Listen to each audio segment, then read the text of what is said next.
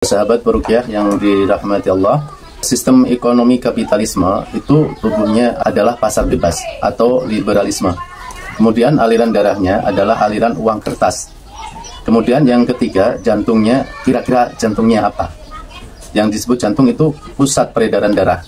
Kalau disebut jantung berarti seluruh aliran darah itu masuknya ke dalamnya. Dan yang disebut jantung itu seluruh aliran darah juga keluar darinya.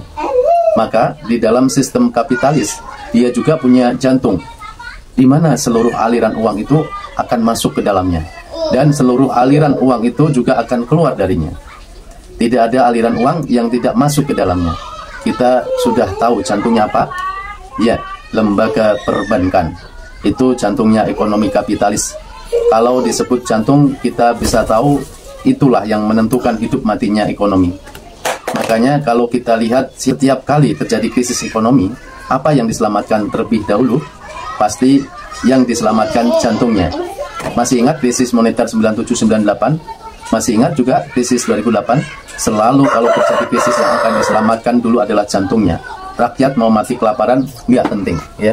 97-98 ya, menyelamatkan jantung ini digelontorkan sekitar 650 triliun uang zaman itu, ya. Ingat, kurs dolar masih kira-kira 2.500, acuannya itu kira-kira, ya.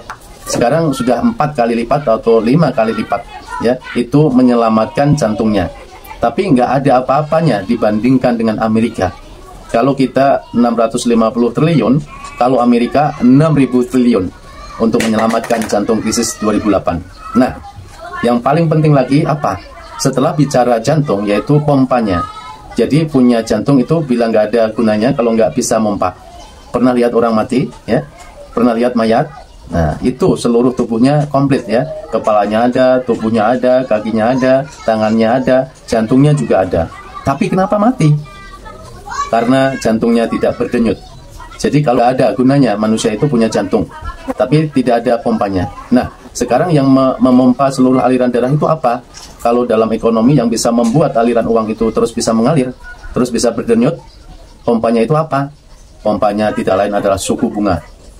Makanya kemarin BI kenapa menaikkan BI rate dari 7,5 menjadi 7,75, naik 0,25. Kenapa? Suku bunganya dinaikkan. Karena BBM dinaikkan, ya. Kalau BBM dinaikkan pasti akan menimbulkan inflasi. Kalau inflasi itu melonjak tinggi, istilah dalam ekonomi itu terjadi overheating, ya, pemanasan. Kalau tubuh terlalu panas, obatnya apa? Maka yang harus di-setel pompanya. Bagaimana agar panas tidak terlalu tinggi? Bagaimana bila inflasi turun? Maka resepnya suku bunga harus dinaikkan.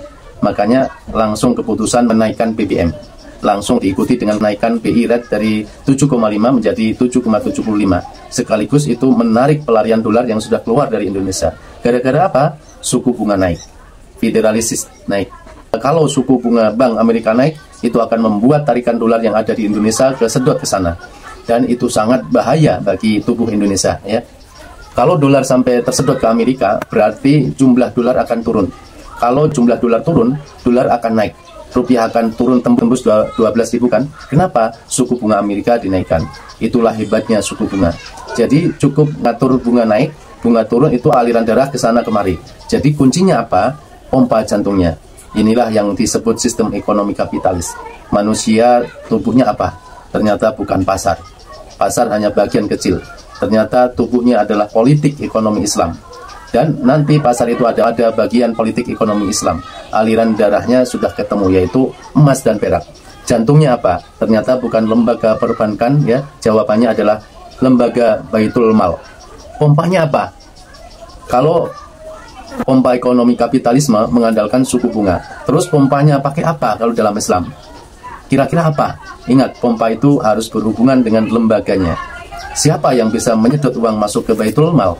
Dan siapa yang bisa mengeluarkan uang dari Baitul Mal? Itulah pompanya. Yang kalau pompanya itu nggak ada, ini semua tidak bisa jalan. Ibarat tubuh itu mati. Kenapa? Karena nggak ada pompanya. Itu semua darahnya berhenti, semua uang berhenti, semua bisnis berhenti. Kenapa? Nggak ada pompanya. Nggak ada yang bisa menyedot masuk ke dalamnya.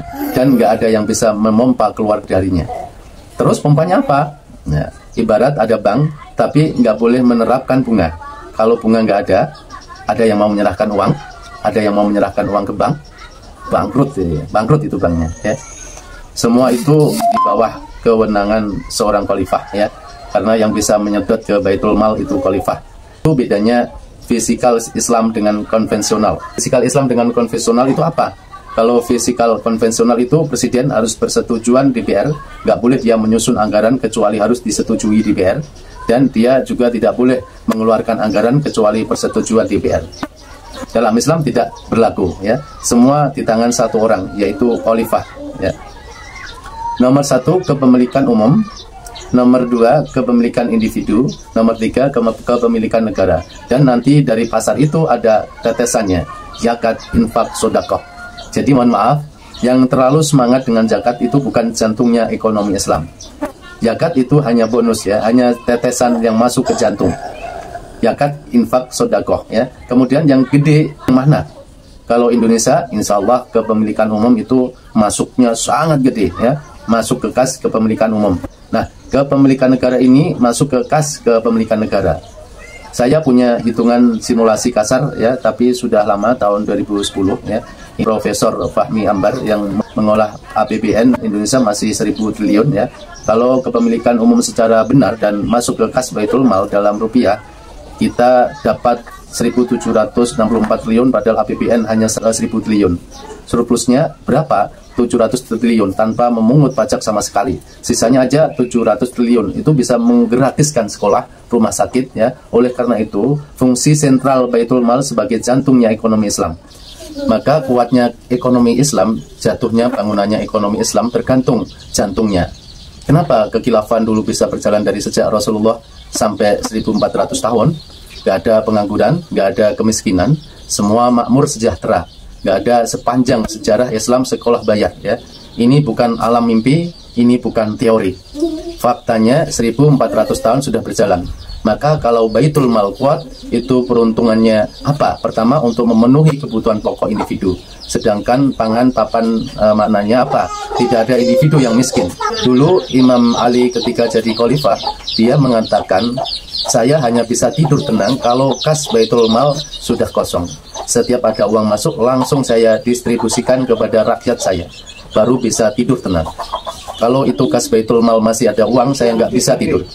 Zaman Umar bin Abdul Aziz itu nyari orang yang berhak menerima zakat itu sampai nggak ada ya. Itu ada orang yang dikasih, marah dia, tersinggung, berat ya. Masa saya dikasih uang zakat, memangnya saya miskin apa? Gitu ya, tersinggung. Kasih tetangganya lagi marah, dikasih ke tetangganya lagi marah. Akhirnya balik lagi Baitul Mal. Tidak ada yang mau terima. Dan ini bukan cerita mimpi, ini fakta ya.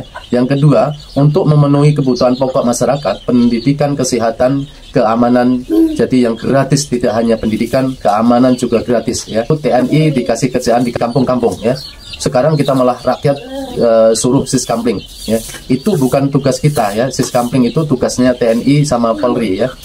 Mengamankan rakyat dan jangan minta dibayar, itu harus gratis.